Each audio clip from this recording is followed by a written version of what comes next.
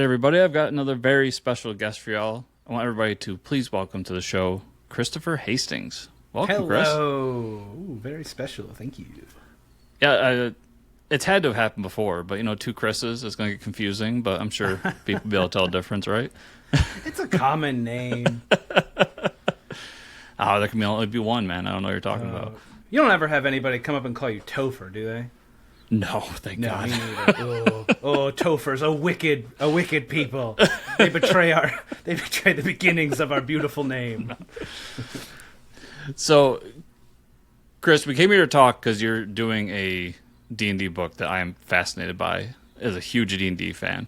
But before we jump into too much of what's going on now, I kind of want to get a backstory for you. So, kind of your origin story. Were you always into comics? Was comics kind of the dream? Where did your journey take you throughout those years? Yes and yes. So, very first comics I read would have been like the Donald Duck comics, whether they were reprints of like Carl Barks material or the oh boy, right off the bat I'm forgetting creators' names. Don Rosa. And the Harvey comics like Richie Rich and Hot Stuff and Casper. And I lived in the middle of the woods in West Virginia where we did not have easy access to comic book shops. And so when I got a little older, my brother and I would have to subscribe to the superhero books that we wanted to. And I've spoken to editors who were like, we mail those to individual people? And I was like, you did in the 90s, at least. So then it was when I was reading Amazing Spider-Man for a long time, and like my brother would get Green Lantern and Flash, and we trade each other's comics and stuff like that. And I was always a kid who drew, and I was like, this is a job. People do this job. I would like to draw comics someday. And then we get to, I got into art school in New York with a kind of comics drawing program at the School of Visual Arts, and I studied under true greats like Klaus Janson and Walt Simonson and David Mazzucchelli, among others. So I had like the best guys in comics, eventually telling me that I was not a good enough artist to work in comics. But I mean, the beautiful thing, Walt Simon said like, but you are a good writer. And so slowly transitioned into writing more comics than I drew. But I did still start off drawing a webcomic, The Adventures of Dr. McNinja. Did that for many years because I was like, nobody's going to publish me as a writer either. I might as well just draw my own comic for a while. Eventually started writing Adventure Time. Got a couple of Marvel gigs here and there. And then got a lovely little break creating Gwenpool, a character that was, by all purposes, definitely not designed to go 25 issues at 2 Christmas specials, and etc. But we made her work, and then now here we are talking Dungeons and Dragons, which by the way, when you emailed me about this interview, that was the first I had heard that it was announced. So I am very excited to finally talk about it. Yeah, I'd love to know. It seems throughout your writing career, specifically at Marvel, that you tend to favor kind of the comedic side of comics. Was that always kind of your favorite thing to do? It's where I started for sure with Dr. McNinja. That kind of came out of the art school stuff where it was like I was drawing pretty standard superhero stuff and kind of just kept slipping jokes in, I think just to entertain myself. And then I was just like, with Dr. McNinja, I was like, I kind of want to combine sort of an Adult Swim of like, the early aughts sort of mentality with my love of 80s action movies, and like as though it were drawn by Steve Ditko.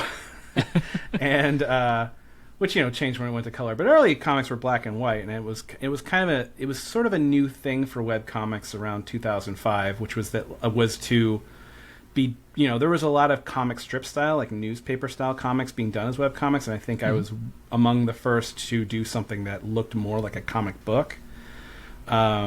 And and that's sort of where I ended up keep going. It very quickly became a brand of doing action plus comedy. Yeah. And So I think even when I try not to, I can't help myself. Listen, I'm a big advocate of. I mean, we all love Watchmen. We all love our deep, dark, gritty stuff and everything. But hell, I gotta have a fun book once in a while. Like, there's gotta be some fun, right? They're called comic books for a reason. So, in those early days with Dr. McNinja, which I love that title, by the way. Thank you. How did you come across doing the kind of webcomic thing? Like, it didn't seem very plausible at that time there would be much. So, what was kind of your thoughts there? Was it just like, hey, let me do this and prove that I can make comics, or? Well, I certainly knew I could make comics because that was basically the homework every single day in art school. And it's funny, I taught, like, my classmates, we'd all sit around and complain about how much homework we'd have to do. Like, oh, Klaus made us draw 3 pages this week. Oh, 3 pages a week. Like, if you're a pro, it's going to be more than that. And I remember saying to them, I was like, like, if we make it, this homework is what we're going to be doing for the rest of our lives. So, and yeah, so, like, I knew I could draw comics pretty regularly. But I read a few webcomics at the time. I was a big fan of PvP, of dinosaur comics. Gosh, what else was I reading around that time? White Ninja. And even though I had my sights on comic books, I had sent out Dr. McNinja to several publishers, who most of which didn't get back to me, with a very nice rejection letter from Slave Labor Graphics. And in the meantime, I was working at Barnes & Noble, where, as it turned out, everybody was an aspiring writer who works at Barnes & Noble. And right. I was talking to one of them, and she's like, why are you waiting for permission from some publisher? And I was like, you know what? Yeah, like, I read webcomics. Why don't I just do it as a webcomic? And I had extremely basic HTML knowledge, and put together a real skeleton of a website that I could upload comics to, and there it was.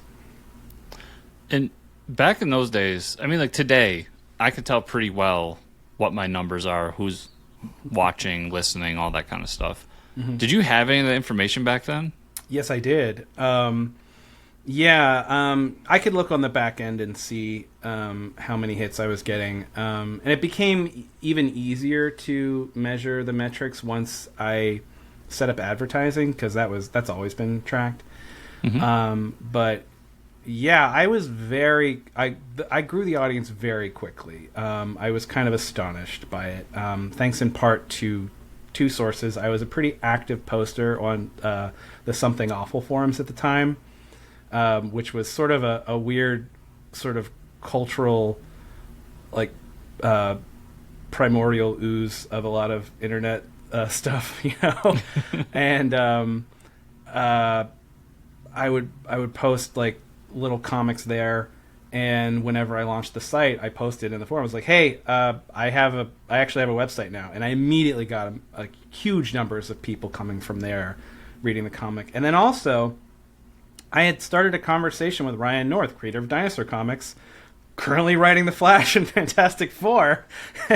And, this is 20-some years ago, I think. And I was like, hey, I put a little Dinosaur Comics cameo in my first, couple pages of Dr. McNinja. Is that okay? And he was like, yeah. Wow. He's like, actually, I like this comic. And so then when I actually put it up, I was like, hey, I put it up. Can you link to it from your website? And he did. And then just from those 2 sources, I had 5,000 regular readers every week. Wow. And I could not believe that. And it only grew from there. Pretty astonishing luck, honestly. I thought I was going to be toiling away for a much longer period before anybody cared to read what I was making. Yeah, because I know even today, 5,000 people buying your book is huge. Yeah, I mean, we're even more fragmented culturally now. You got to fight for every single last person's attention. Yeah, and I know with a lot of independent and smaller publishers, they if they got 5,000, they would be shitting bricks. Like, Yeah, they'd be so happy. And let's be very fair. This was 5,000 people reading the comic for free. Yes. Very different situation when we were publishing the books. What? So at that point, who ended up publishing it for you? I self-published initially. Okay. Yeah, my first run was for 2,000 copies of like the first graphic novel, and I didn't know how to make a book. I mean, I did a little, but like I just talked to a publisher, or not to a publisher. I talked to a printer in like Utah, I think, and I was like, "Hey, I don't know, can you like lay this out for me, please?" And they did. They were really helpful. And then after that, that first book's numbers, 2,000, it's pretty good. And I had to do a reprint pretty quickly and then do further volumes. And for that, I worked with TPK, who I was already working with to ship T-shirts that I was making. And then from there, I was approached by Dark Horse. And I said to my editor at Dark Horse, Jay Edidin, I was like, I think Dr. McNinja may still be at the bottom of your slush pile right now. And then worked with Dark Horse for a while, and now I'm back with Dark Horse for Dungeons and Dragons, which is terrific. I'd love to know, just because we talked to a lot of current indie creators on Kickstarter and stuff like that, and the trials and tribulations with that. Yeah. Back when you were doing that, I'm guessing, I don't think Kickstarter was around back then. No, but it was not. So did you just throw it on your website and hope that people bought it, or how Yep. did the funding for it go? Yeah, that's exactly how it went. Like, it was just a PayPal buy it now button that they gave you the HTML code to stick on your website, and then suddenly money and information would come into my PayPal account, and I would put it in a spreadsheet and ship my own orders and stuff. So yeah. It's insane, Wild West, man. Like, sure was. I did not calculate the shipping cost right initially. That cost me some money. I believe that still happens this day. I've talked to a lot of people who are like, well, shipping went up since my campaign, so yeah, I got to eat that cost. Sure does. Yeah. So yeah, you took a bunch of twists and turns throughout the way, like you said, creating a cool character at Marvel and getting to play with Deadpool and all these different things. But now you're at the peak, man. Like Dungeons and Dragons. Yeah. We're big Dungeons and Dragons fans here on the show. I guess first, what's your Dungeons and Dragon book going to be all about for the people out there? So Dungeons and Dragons Total Party Killers. I pitched it to them essentially. I was just like, D&D has... Well, my initial idea was like, they came to me and they were like, Chris, what do you want to do with the Dungeons and Dragons book? Which is phenomenal. I don't take that for granted. And I was just thinking about it, and I was like, my first thought was like, oh man, finally doing an official D&D book. That means I get to use the monsters that they actually have trademarked, the Mind Flayers, the Beholders. And I was just like, oh, we're putting Beholders in this book. And then that got me thinking further. I was like, I think that might be the coolest move to do, is just to really focus on the monsters who aren't ever the stars of their own book. Outside of there's a kids series called like Humans Not Welcome or something like that. I forget the name of it, but it's about like a little group of monsters getting together. And so from that idea, I pitched them. I was like, Suicide Squad and the Forgotten Realms. Let's focus on a group of monsters who have to go on their own adventure, and essentially we're sort of playing with the tension of like, how monstrous are they, or how relatable are they? And always kind of going back and forth with how awful or how sympathetic they can be. Yeah, and I feel with most fantasy IPs, we usually get like let's focus on this race. Let's do the goblin book, or let's do the orc book. And that's as close as we get to the quote-unquote villains or monsters. And when I saw this, I was immediately excited because as somebody who's played D&D for a long time and just loves the IP, these are all iconic monsters. Like, if you fight them once in a campaign, it's incredible. I know. I've never played a game where I got to fight a Beholder. I've sure read a lot of supplemental material about Beholders, but like never had a DM like put one in a room with my guy. I have once, and we had to skedaddle on out of there. Like it's Yeah, insane. there's a reason why they didn't put a full-on beholder in Baldur's Gate 3. Yes. Yeah, that would. I think you're like level 5 when you run into whatever the smaller version of it is in the Underdark, but it's like, oh yeah, a real beholder would have demolished you immediately. Yeah, in the Mind Flare, like such being Baldur's Gate 3, and I'm sure that's going to be in the TV show they're planning on doing soon. And Ooh, everything. two Like, that's TV shows even. Like, yeah. Yeah. It's just, especially in today's day and age where like Cthulhu is everywhere and is huge, like that should be a gigantic character for the D&D universe, and I just don't see it that much outside of few examples that we stated. So it's incredible that you're using it. And then my personal favorite, because it's such a weird villain, and when you come across it, it's terrifying, but the gelatinous cube. Yeah. How do you make a character out of a gelatinous cube for your book? Oh gosh, I don't want to spoil too much, but I gotta sell the book too. So, the gelatinous cube essentially has, in our book, absorbed enough magical stuff that it's kind of become a sorcerer itself. It gained sentience, and is sort of like the Nigel Crane of the group. Very intellectual. Oh, it's phenomenal. Has a lot of knowledge because it's absorbed a lot of red wizards in its time. And so, yeah, that's one of our big fun things, is that Gelatinous Cube is the spellcaster of the group. But also, is a guy they can stick on one end of the hallway and force the bad guys to go run into it. Yes, yeah. How much into lore do they let you get with these characters? Like, I'm assuming we're not going to be killing any major D&D heroes, but I tried. So yeah, we do have a couple of named characters that people will recognize. I was very pleased. A regular note that I would get from Wizards of the Coast was like, "Oh, good lore pull." I was like, "Yeah, I've been really into the Forgotten Realms for a long time. I know all the gods. I know, all the factions and stuff." But these guys aren't going to go out and kill Drist. But like, we do have red wizards. We do have Zaztam. We have Harpers, and we have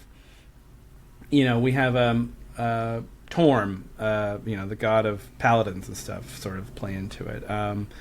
I was carefully consulting maps to make sure that the direction they were going through actual cities and landmarks as they traveled. I treat it being the Forgotten Realms very seriously. so we're getting to see them move from. It's not just like in a dungeon; they're going to be moving throughout the realm. What's the fun in that? No, they issue 1, they get out of the dungeon. Oh, the image of a gelatinous cube outside of a dungeon. I don't know if that's been done before, has it? I don't know. But yeah, that's something I play with, is that, like, the gelatinous cube is like, no ceilings. I don't feel so good about this. It's such a cool, fun idea. I mean, from moment one when we saw it, I was like, I can't believe nobody's done this before. That's how I great. felt. Yeah. Like you said, they're iconic. Like, let's put them all together. Like, let's really focus on them. And how much, you said that Wizards of the Coast was involved, and they're talking about the different lore pulls you've had. How much, compared to like other IPs you've dealt with, is the continuity taken seriously, or like very strict with what you're doing? It's comparable to working with Marvel in terms of like really making sure you're sticking to their rules. And it was actually really useful to have power scaling and stuff, and like being able to, like, I had to justify any use of a magic spell being something that somebody could actually do, or it worked within the rules of 5e.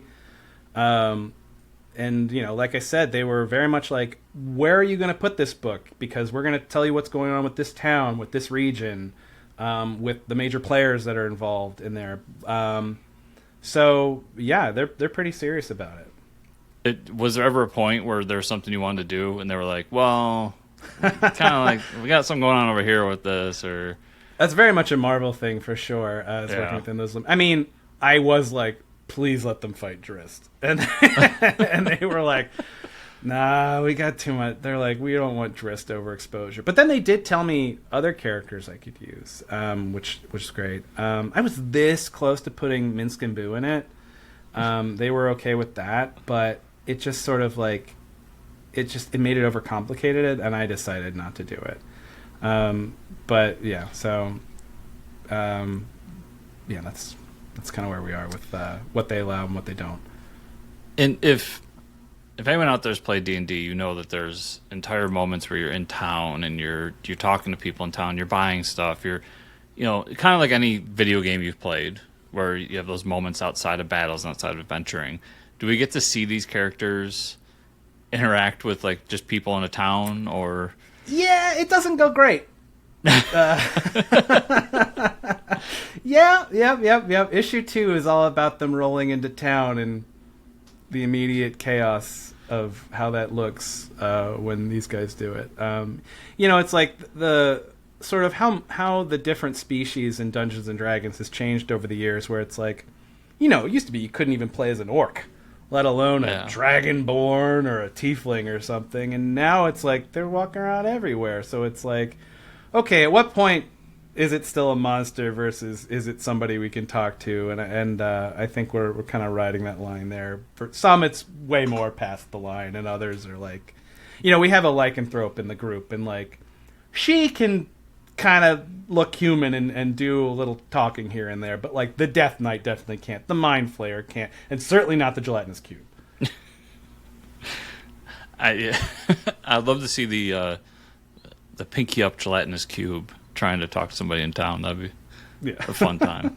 I'm sure it wouldn't go well, but it'd be a fun time. Yeah, I think in one of like the big modules, I want to say it's in the the big mega dungeon that's under the Yawning Maw or something, like I forget. Like there's some big mega dungeon module where like you do run into a sentient gelatinous cube who is like very sweet and kind of goofy, and I forget his name, but it's like, so like this is not the first sentient gelatinous cube. Okay. And how did you end up teaming up with Dennis? Is it Medri? I think it's Deni Madrid or Deni Madrid. Deni Madrid. How'd you end up teaming up with him for this book? Oh, this is really funny.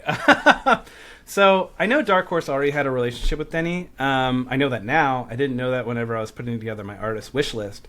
But, freelancing in comics can kind of go fallow here and there. And so there was a year where I wasn't really writing any comics, and I got into food writing, it's like I worked for Bon Appetit and like Chowhound and stuff because I'm a pretty good cook and I'm a pretty good writer, and it turns out that's a way to make a little money. And when I was doing that, I had to set up my LinkedIn and stuff because I was constantly like looking for other publications that I could, write a guide on, how to cook ribs or whatever. And when I had that LinkedIn, Deni reached out to me and was like, "Hey, if you ever want to work together," like, he was just kind of like, I think he was just like looking for contacts. And I looked at his portfolio, it was awesome. And I was just like, yeah, I was like, I'm not doing anything right now, but I would love to work with you in the future. And I added him to a little list. And then, some months later, I got reached out to from Dark Horse and Wizards. And once we got off the ground, they were like, what artist do you want to work with? And he was on my list that I thought would work well on it. And there we have it. Interesting. Yeah, isn't that funny? When he got the idea, what was his reaction to it? Oh, he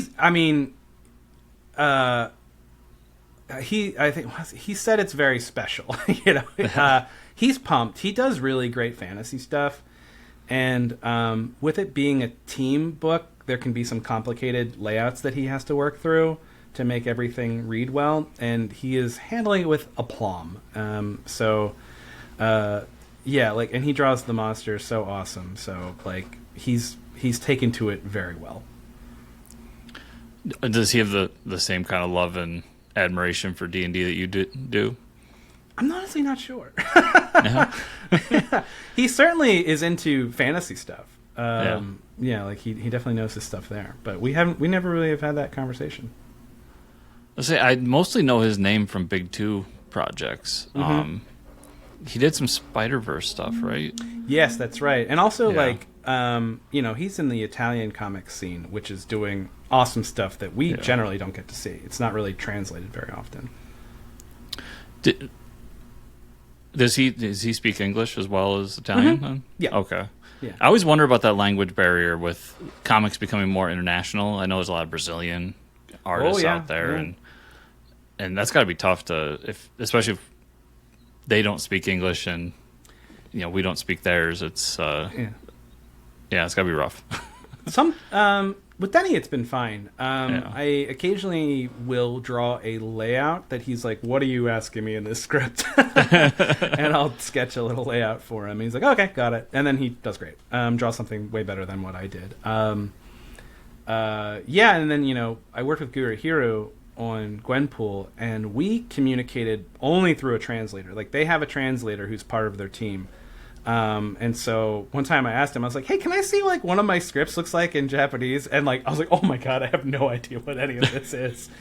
But like working through a translator, like I have never had like a relationship with an artist where we were clearly just both thinking on the same page, even though we did not speak each other's language. Interesting. Yeah. It's got to be. It just makes me think. You're seeing that Marvel hires like translators for some of these situations, right? Yeah. And sometimes artists will have agents that they work through who speak both languages. Yeah, it makes me wonder because I know a lot of times they say that some of these artists overseas can be a little bit cheaper, and that's just, I'm sure. Yeah.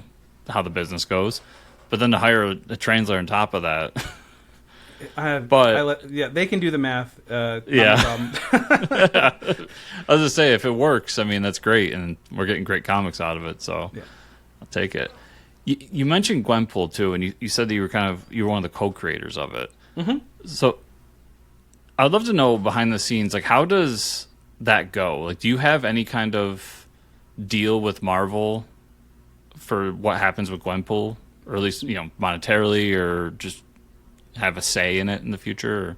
There's a spectrum. Yeah. So the way that Gwenpool was made was, they there was a series of variant covers where they imagined if much like Gwen Stacy became Spider-Gwen, they said, "Oh, let's do a bunch of covers imagining if Gwen Stacy became Captain America, Hulk, etc., or Deadpool." And Chris Bacalo, I think is how you pronounce his last name, or Bacalo. Sorry, Chris. I always say Pachalo, so okay, Bacalo. We've never spoken.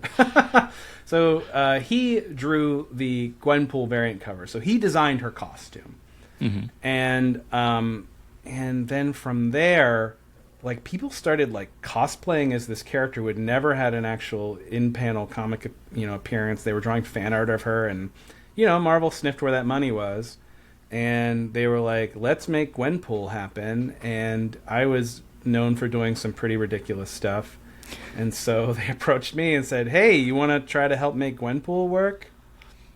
And then that's when they laid on me a lot of complications from who owns what characters at the time. So this was before Disney bought Fox. And this was still when Sony, as it still does, Sony has the movie rights to all Spider-Man characters, and so they were like, "Listen, you need to make Gwenpool work, and we have this very special legal loophole that a cover appearance does not count as a character debut, and so in order to make sure Fox can't go off making Gwenpool movies, you need to make sure, because they want to hang on to that right. You need to make sure that she is not related to Deadpool, despite her name and her costume. And she can't be Gwen Stacy, because Gwen Stacy's Spider-Man character. And so make it Gwenpool and make it make sense, but it's not Deadpool and it's not Gwen Stacy.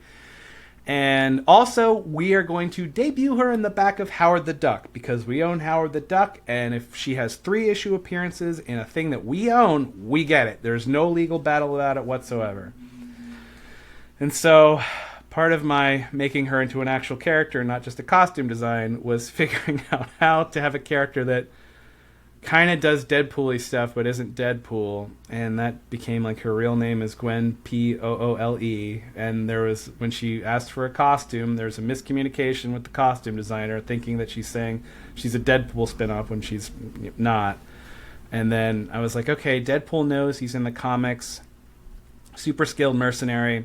What if she's somebody who somehow wound up in the Marvel universe but knew all this fourth wall breaking stuff because she was a comics fan? And that means she wouldn't be a very good mercenary, but she'd want to participate. And then we went from there. And as for how rights shake out, I don't know exactly how it works all the time, but it's like if you create a character for Marvel who is 100% its own thing and original, you get a cut of outside appearances. But despite all this stuff to like make her not Deadpool or not Gwen Stacy, within Marvel, she is considered a spin-off of these characters. So I do not get a cut of any video game appearances or toys or whatever. But I do get a nice little piece of when they reprint Gwenpool books. So, when she shows up in Fortnite, well, I don't get to see any Fortnite money. It does drive up interest in the book, and I get that. So, yeah. Yeah, and you get to put on your con appearances. Yeah. Keeps my name out there. Yeah, that's all. That's fascinating, like how the legalese work on all that.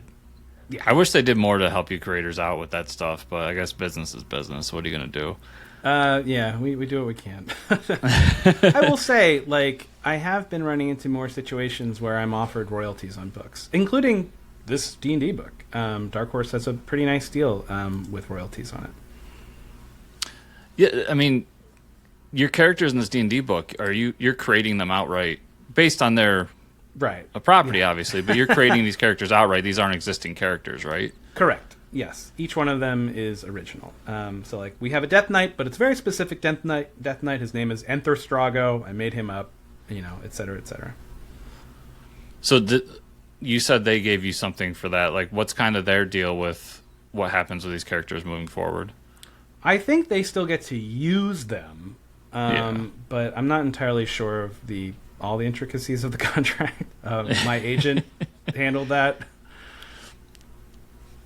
Okay. For these characters too, did you have? I mean, this feels like one of those pitches where you were like, I hope they go for it, but it's so out there that I'm sure it's one that in the back of your head you're like, I don't. We'll hope, but I did actually think it was the strongest of the pitches I sent them. I hear that all the time. I don't mean to be like to offend anybody, but I hear all the time from creators like the pitch I throw out there that's like, this is my wacky one that maybe like it'd be fun to do, but nobody's gonna let me do this. Yeah. Ends up being the one a lot of the time. That certainly happens. I did feel pretty confident about this one. Because of how iconic the monsters are. And as the people at Wizards of the Coast, they were like, yeah, we have a hard time getting like franchisee hero characters off the ground because in Dungeons and Dragons, everybody gets to make their own hero, Yes. And so what they control are these villains. Like, that's what they can really, like, put out there. And so I was like, well, then let's put the spotlight on the monsters. And they were like, yeah, let's. So where I was getting to was, is this something that you, at least in your head, planned out, like, oh, when this is successful, we can do Volume 2, Volume 3. I have other plans for these characters moving forward, assuming we find a fan base and people are buying it. Oh yeah. We have a very fun, tight little 4 issues here. Yeah. And when you only have 4 issues, you really swing big to make sure your most favorite ideas get in there. But I do have a little notepad where I'll be like, ooh, we can do this thing, maybe we do this. So yeah, I could write this comic forever, I think. You're more the type of guy that has ideas on a notepad, not as much like you have the next 8 years of this planned out. If No, it would break my heart if I were to just write this thing on a hope and a dream, and it turns out it doesn't work out. That's how I feel. But I hear so many people. They everybody wants that grand, like you said, the Gwenpool that turns from 4 issues to 22. They're hoping for that instead of planning for the 4. I had an unfortunate time on a fun book. I was writing Quantum and Woody in 2019, and Valiant was so supportive of this book, and they were like, "You're gonna get 12 issues. Like, we're telling you that right from the start." And so I was able to plan the book for a 12-issue arc, and with basically it was 3 seasons of 4 issues was how we were going to do it. And then pandemic happened, and suddenly comics industry's having a real rough time, and they had to cancel the book at 4 issues. But I had written up to 8, outlined the full 12, and they did pay me for the scripts I turned in that they never got to see the light of day. But it's if you really go hard at it and it doesn't get published, it's pretty heartbreaking. Yeah, I can imagine.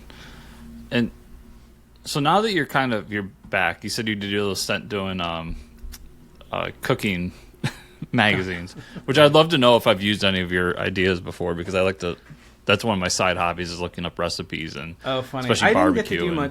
I didn't get to do much recipe development. I mostly did product review. Okay. Yeah, so I can tell you the best Wagyu steaks. I can tell you the best instant coffee. Wagyu steaks. I mean, can you really go wrong? Yes, you can. Yeah? I discovered that. I have tested enough of the what is code for the fancy steaks out there, and I'll tell you, most of them are bad. There's a lot of crummy beef that is branded as Wagyu, and not to get on too much of a of a tangent on this comics website, but basically in the United States we don't have the same beef grading system as they do in Japan.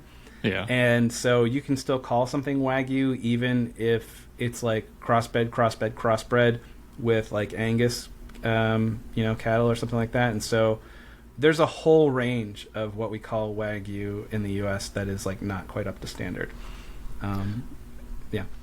When I was a teenager, I was working. Do you have Wegmans near you by any chance? Yeah, we do. We just got one in Manhattan recently. Okay. Oh, you're in the city. Okay, I'm up in Western New York. So I worked at Wegmans when I was a teenager and worked in their butcher shop, and that's when they first got Wagyu steaks. Oh. So I was able to try Wagyu for free because they wanted us all to be able to talk about it. And it was the best thing I've ever had. But to this day, I could never pull the trigger on actually paying for it. Yeah, I hear you. That's my case as well. In doing the product review, I mostly ate it for free. I will say this. Once a year, as a gift to myself, I'll purchase a Wagyu brisket from Snake River Farms, and I will smoke that brisket, and then I just get to have hunks of it in the freezer that I eat all year round. And that's pretty spectacular. A Wagyu brisket is basically a way of having foolproof brisket. You can't dry out that brisket. That's my once a year when summer hits. The brisket? The brisket, not a Wagyu brisket, but I get a big brisket and I smoke it, and then my parents and my girlfriend's kids and family come over, and it's just a big party because I love brisket. And you can't eat it all by yourself. Yeah, we could, but it wouldn't end well for anybody. Like I said, that's why I freeze most of it. Yeah. So you got out of that portion of your career. It seems like you're kind of back into comics. Is this the only thing you have going on right now, or have you been slowly getting back into more stuff? Well, it's funny. It's the comics fandom is so segmented, but while it's been a long time since I've written a monthly title for teenagers and adults, I have been writing a ton of graphic novels for kids. Mm-hmm. So I've adapted all of the Five Nights at Freddy's graphic novels with the exception of the first one, and those books are huge. Every single one of them is a New York Times bestseller. But I talked to editors at the mainstream comics publishers were like, hey, did you quit writing comics? I was like, I'm writing very popular comics, just adults don't read them. And yeah, I've been working on the Investigators Agents of S.U.I.T. series that are for kids, where they're funny talking animals who are secret agents. So I still do plenty of those. I do a couple of those a year. It's super fun getting back into the monthly books. It's just like it's a completely different skill set and a completely different audience. Oh, I talk about all the time with the whole subsection of we like to call them all ages comics, but kids Yes. comics, and it's this huge market that nobody talks about. And it's so I remember when strange. Dog Man was big, and I was talking Still about that, is. like guys, this is the best selling comic on the market, hands down. It's nobody talks often about the it. best-selling kids book, period. Yeah, and it's insane. And then I saw on your thing that you did a lot of Five Nights at Freddy's, and that's a huge property. I mean, once again, we don't talk about it because it's outside of our age group, but kids love that game for whatever reason they do. I think you can't argue with scary mascots. It's the same thing with like clowns. They're scary. Are those direct adaptations to what the games are doing? Kinda. The graphic novel. So there's also a series of novels and a series of short story collections that are prose about Five Nights at Freddy's, and they're some of them are sort of reimaginings of what happens in the games, and some of them are like sort of expanded universe stuff. So like there's one story about like an old like Five Nights at Freddy's branded water park. So we do some fun water park stuff with that. And then there's a whole thing with like the new Pizzaplex, which is like modern day, almost like a Dave and Buster's style place with Five Nights at Freddy's characters. And so I take those prose books and I adapt them into comic scripts to get drawn. Okay. Yeah. That's really cool. I mean, it's not hitting the same market that like I'm reading, but you're probably hitting more readers than your contemporaries with those. Maybe, Yeah. It's like I go into my local Barnes and Noble, and like the kids graphic novel section is 3-5 times bigger than the adult graphic novel section. Blows my mind. Yeah, I've talked like, to a few people, and they get advice from quote unquote professionals all the time, agents usually, where it's like, if you want to make money at this, it's the kids genre. That's what it does. But with that, like, have you always, is the kids stuff kind of stuff you really enjoy and love doing? Oh yeah, it's super fun, especially doing comedy. Kids love funny books, to them, a book that like has like that is fun, like not something they have to read for school. It's got actual jokes and fun drawings. Like that's a precious object to them, and I love getting to do that for them. Yeah, it's amazing. My girlfriend has 2 kids, 11 and 14, and just my favorite thing, any kid in my life, if they want to go out to Barnes & Noble, which is pretty much all we have around here these days, but they want to go to Barnes & Noble and buy a book, I'm down. Like, there's a price limit, but there's almost no price limit.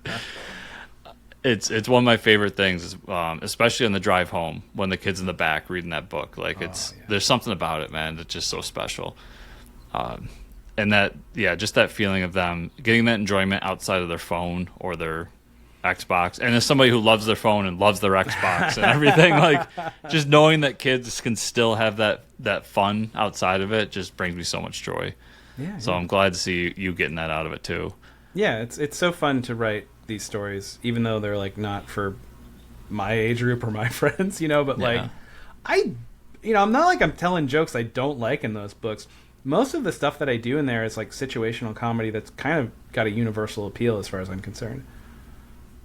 Yeah, and it seems like throughout your career, I mean, you've done Adventure Time, which does have a bit, Adventure Time, that does have a bit of a more adult audience, but is very much a kid show. Yeah, I mean, we're talking about all ages. I think Adventure Time truly is all ages. Yeah, it was amazing to me because I never watched it, but I've discovered that so many people my age were watching it, especially like 10 years ago, and it blew me away that the show had this range Yeah, from like yeah, the kids in your life to the contemporaries. It's an astonishing accomplishment. Yeah. Yeah. And what was the other all ages title you said you were working on? Oh, Agents of Suit. Investigators, Agents of Suit. Yeah. Is that based on an IP or is that original? Yeah. So my friend John, who I work with on the books, John created the investigators, and the investigators are called as such because they are alligators wearing vests. They are the investigators. And VEST in this universe stands for very exciting spy technology. They work for SUIT, which is Special Undercover Investigation Teams. So that's sort of the logic of the world that we're working with here, and it's very pun heavy. But to me, it's just like I'm kind of I used to love Get Smart, and it feels very much like me getting to do Get Smart. I'm doing James Bond parody in these books. And we do we did one that was sort of like an X-Files parody. So yeah, it's like it's IP, but it's owned by one guy. Yeah, it's a cartoon, right? No cartoons, not yet. No, anyway. No. We have an audiobook. I feel like I've seen Investigators somewhere, but I'm trying to place where it was. There's a couple of cartoons that are online to promote the books, but like they're very short.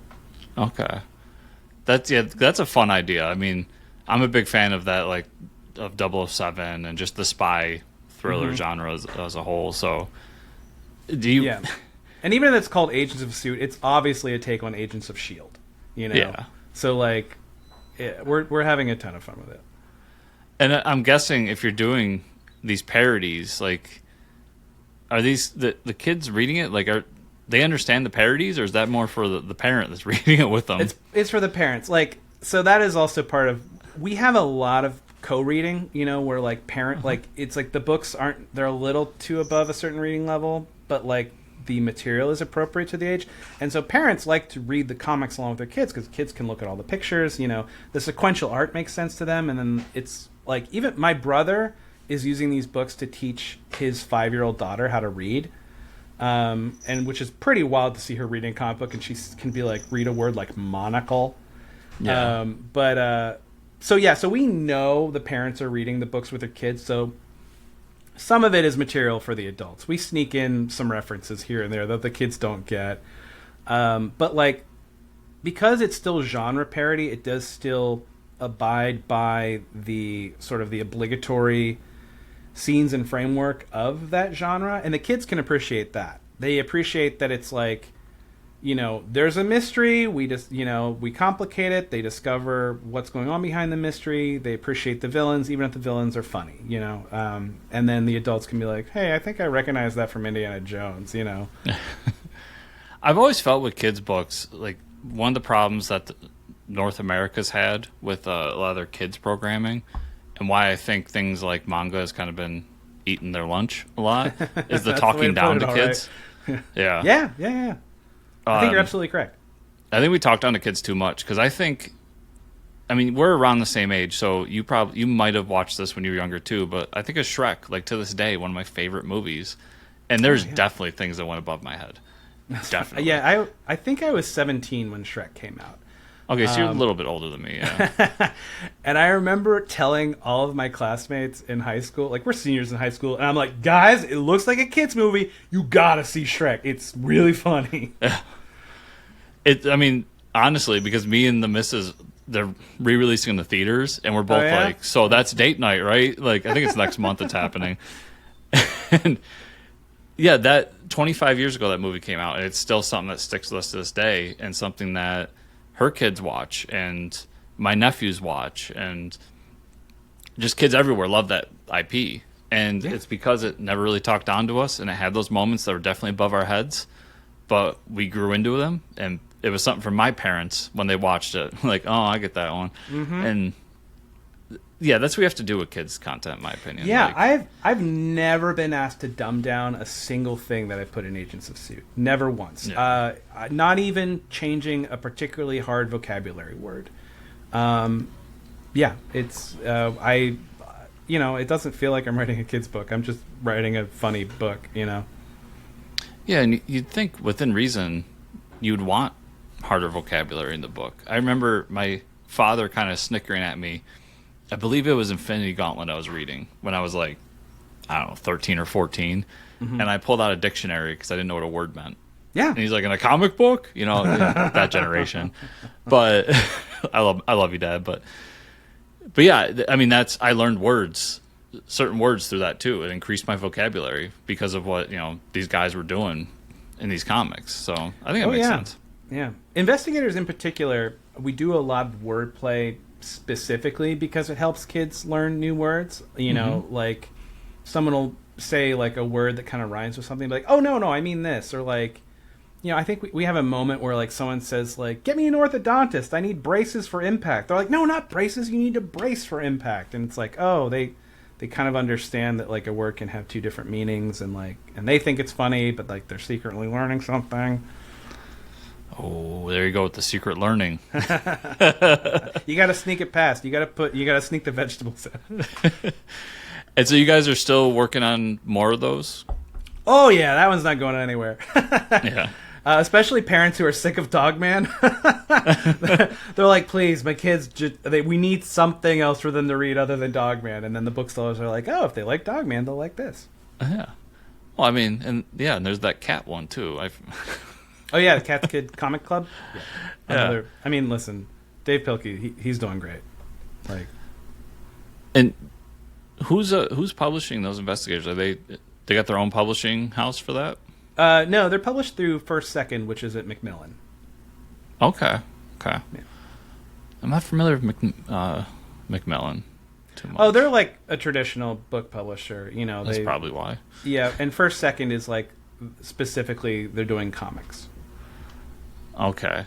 Yeah, I get a lot. I see a lot of the kids stuff through like paper cuts, and I know Marvel and DC have their stuff now. And is it Dark Horse that's doing the Plants vs Zombies books? Ooh, I'm not sure who's doing those ones. Yeah. Yeah, there's another publisher that has like a kids line, but it's a lot of IP driven kids stuff. Oh yeah. I think it's Dark Horse, but it's really cool to see that out there because selfishly, Chris, I want these kids to read comics so that when I'm retired one day, that's right, fingers crossed, I can still read comics. Like that's my hope. Yeah, we gotta be cultivating new readers. We gotta start them young. Listen, we're better than cigarettes, right? And that's always, that's why Joe Camel was out there. Yeah, and more expensive too. Yeah, exactly. Yeah. So yeah, I say, let's cultivate our fan base now. So you've got the D&D book coming out. Looks like you got a cool kids book with investigators. Still doing more Five Nights at Freddy's?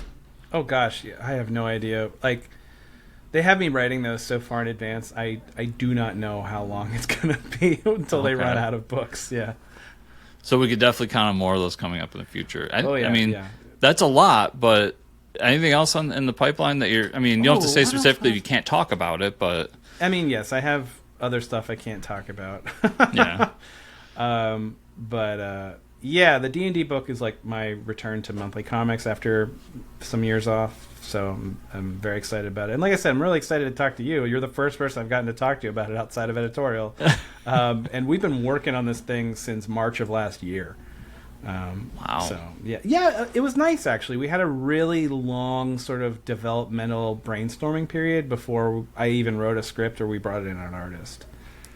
Yeah, it's always amazing to me. People don't understand that these books take so long because most of us are reading the big two stuff and we see the kind of monthly churn that it goes through, but a lot of these books take years and years to make, even for Absolutely. 4 issues. It's Yeah. And then other ones are cranked up pretty quick. Yeah. Sometimes they're like, "Hey, we'd love you to write a thing. Can you have like an outline in 2 weeks?" And then like your first issue 2 weeks after that. We'd love that if you could do that. Ooh. Yeah, that's a recipe for disaster. Sometimes you'd be surprised. There is that old, what is it? You can make diamonds with pressure or diamonds with... Oh, yes, precisely. Yeah. Yeah. And also, like, the work will expand to fit the time. You, like, no matter how much time you get, you'll be able to fill it. So sometimes let's shrink it down. Yeah. And it sounds like Dark Horse has a lot of faith in this. If they They took that much Yes. time and effort with it. It's so nice to see. Yeah, they're really putting resources into it. It's awesome to see.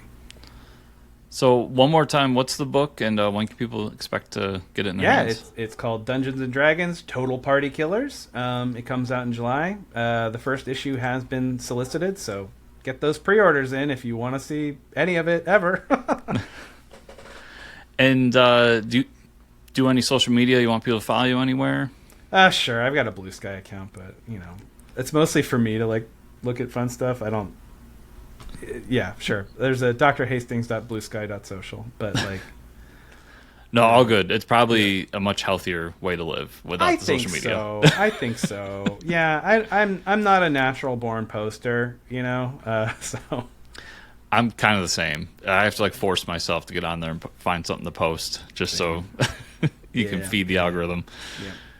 So to everybody out there watching, listening, down in the show notes, I'll have some links for you so you can find Dungeons and Dragons Total Party Killers, and make sure your local comic shop orders you one. Or if you don't have a local comic shop, whatever digital platform. I'm not sure what digital platform Dark Horse uses anymore, but I'll figure it out before I post this.